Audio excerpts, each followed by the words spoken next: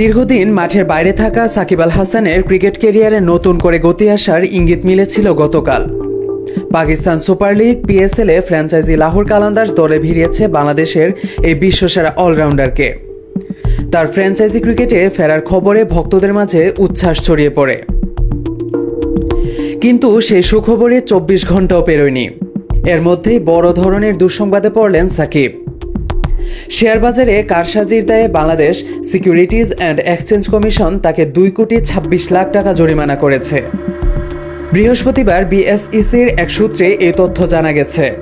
কমিশনের এপ্রিল মাসের enforcement action রিপোর্টে বলা হয়, পুঁজিবাজারের তালিকাভুক্ত কোম্পানি সোনালী পেপারের শেয়ারের দাম কৃত্রিমভাবে বাড়ানোর ঘটনায় সাকিব সহ ১৩ ব্যক্তি এবং প্রতিষ্ঠানকে মোট ২৯ কোটি টাকা জরিমানা করা হয়েছে।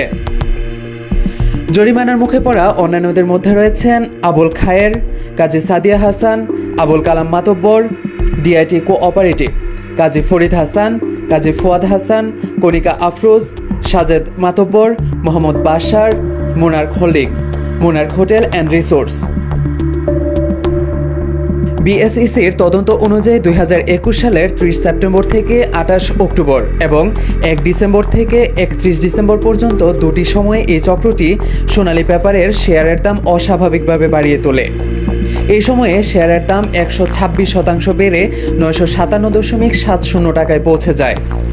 এতে তারা ৩৩,৬৩,০০,০০০ টাকার মুনাফা তোলে এবং আরও ৫৫ কোটি টাকার অবাস্তবায়িত লাভের সুযোগ তৈরি করে।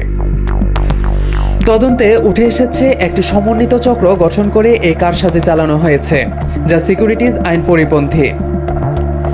বিএসইসিতে দেওয়া এক লিখিত ব্যাখ্যায় আবুল খায়ের সাকিবের পক্ষ থেকে দুঃখ প্রকাশ করে জানান, এটি অসাবধানতাবশত এবং অজ্ঞতাবশত ঘটেছে, ইচ্ছাকৃত নয়।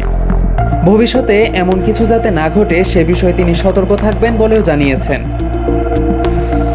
একদিনে ক্রিকেট ও কর্পোরেট জগতে দুই বিপরীতমুখী ঘটনার মুখে পড়লেন সাকিব আল হাসান। একদিকে মাঠে ফেরার আনন্দ, অন্যদিকে শেয়ার বাজারে বিতর্কের ছায়া।